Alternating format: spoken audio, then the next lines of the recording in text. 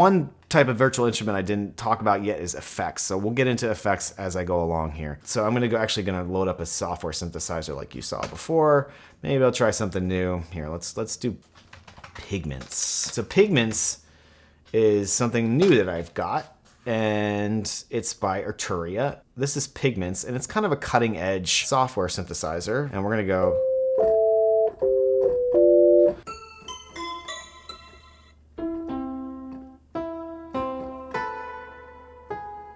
That's a good one. All right, cool. I wanted to get something with a little bit of a harsh attack so we can... All right, so right now I'm gonna just add some effects to this. There's multiple ways to add effects. I'm gonna show you two different ways. The first way I'm gonna show you is inserting an effect in line, what's called inline, which means it's in the same chain as the primary instrument. So in the original physical version of a lot of these things, there would be a keyboard or a vocal mic or a guitar, and then it would be directly plugged into a pedal or a rack mounted effects unit. And that is what inline would mean. It means it's directly plugged into it. So I'm gonna show you that version now. I'm gonna add, this is one of my favorites, also from Native Instruments. So as you can see, that just changed the tone completely.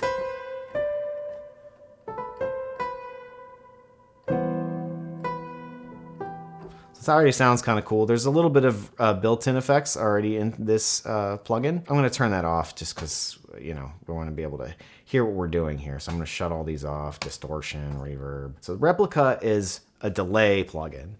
It's really cool. It kind of covers all the bases as far as a delay is concerned. Delays are a very classic version of an effects. Obviously, this is an emulation of what an old box would do if you plugged it in, you know, one of those old delay boxes. I actually have a version of the RE201, the Roland Space Echo, so let's grab that. It is actually a tape-based delay, which means that it runs a piece of tape through it and records it and plays it back, and that's kind of how you get that kind of delayed, replayed version of the sound. So if I go in here and I play some notes, I have it set to this thing called Crazy Delay. You can actually kind of hear the little tape running through it, and kind of in a kind of broken way. So let's go grab another one, Time Machine way.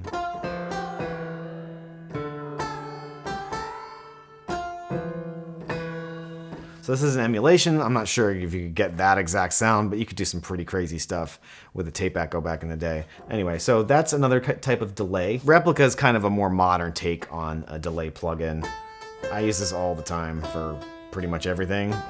It's a really nice, real simple kind of thing, but you can get some really crazy stuff out of it. So let's go and grab, let's see, this one sounds pretty cool.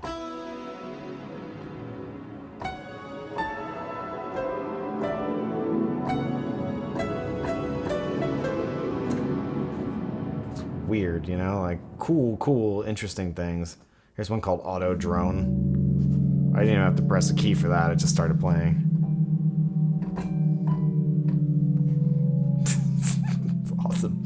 Alright, so here's one called Bigfoot. Kind of goes down in pitch. Interesting. So there's a lot of possibilities here. Or you can just choose something a little more classic, like the analog dual delay.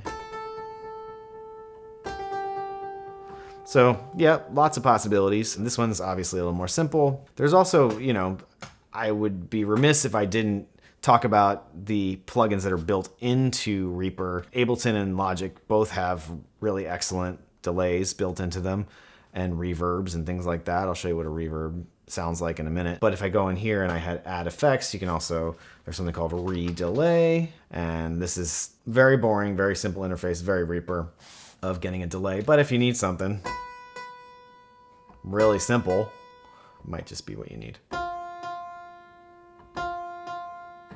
And then if you see, there's like in all effects, especially stuff that you do inline, there's this mix button. It usually either says mix or wet dry. Wet just means it has the effect applied to it, and dry means there's none. So between wet and dry, there's kind of like 100 degrees of variability. So right now it's 60-40 for this thing that says mix, same thing, wet, dry. So this would be completely dry, no effect at all, and this would be completely wet.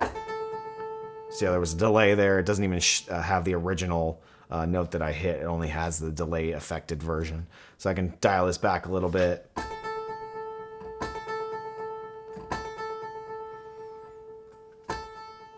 So there, now it's at 14% wet. So that's like a little bit, just like a real light.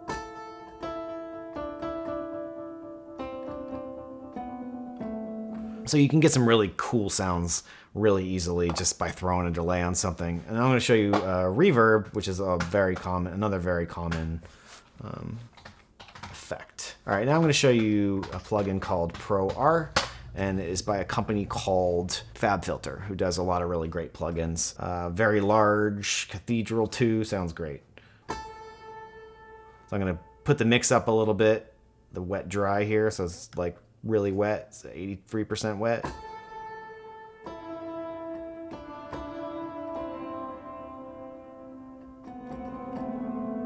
So it's kind of got this huge sound like it's in a cathedral. So, I'm sure you've heard of reverb if you're a musician. It's not an uncommon thing. This is how an inline reverb works inside of a computer. So I've got it inline in the same chain as this synthesizer that I've got here. And then by itself, you can hear it doesn't really do much.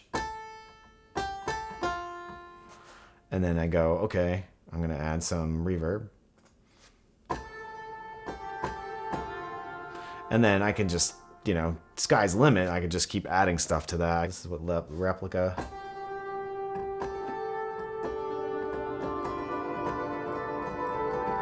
So you kind of get this more full sound. And you can go really crazy with a lot of these effects. Like you can stack them, you can add some distortion. There's lots of effects you can add. Compressors, distortion. I'm not going to go into that stuff right now.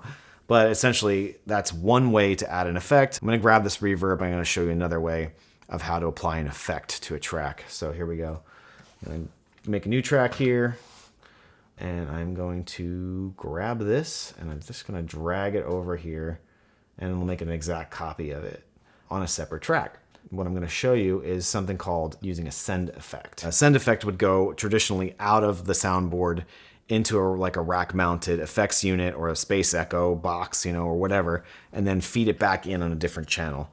So what you've got is you have the original signal on one track, and then you have the affected signal on a different track. It's kind of a different way of doing a mix. You can send audio from 4 different tracks, piano, drums, whatever, and then just feed them into one single track, which is the send effects, which saves on computer resources, and it's also a place where you can just tweak it once and not have to worry about the setting. It's up to you whether you use it as an inline effect or a send effect, but I'll show you what it sounds like when you have a send effect. So how I would do it here is I've got a pretty extreme sound, this cathedral sound, and as you can hear, it's still on here, so let's turn that off. Let's go into the effects here and turn that off. So we have a dry signal.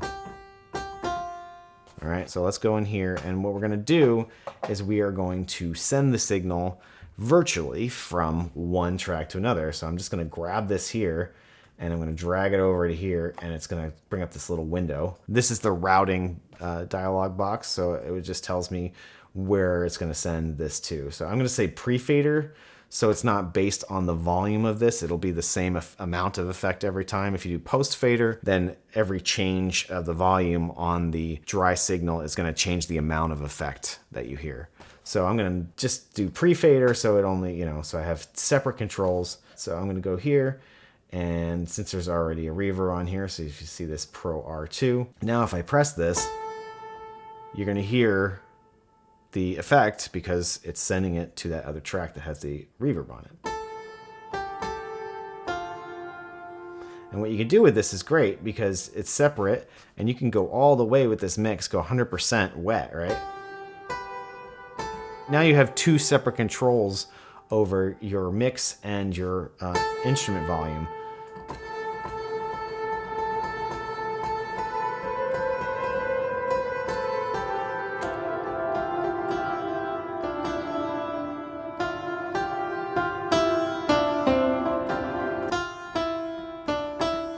Obviously, you wouldn't be moving this reverb around too much if you had a bunch of instruments piped through it, because then it would change the amount of reverb on all of those instruments. If that were the case, we would just dial it back in here. The amount of signal that's actually going to the other track is right here, the balance. There it's very little, if none at all. So that's not triggering anything. And I can slowly mix. See, that way you can get some really subtle reverb in there. Almost like just kind of a breath of reverb. So that's the benefit of using a send effect. It's usually kind of resource management. It's less of a problem these days because computers are better.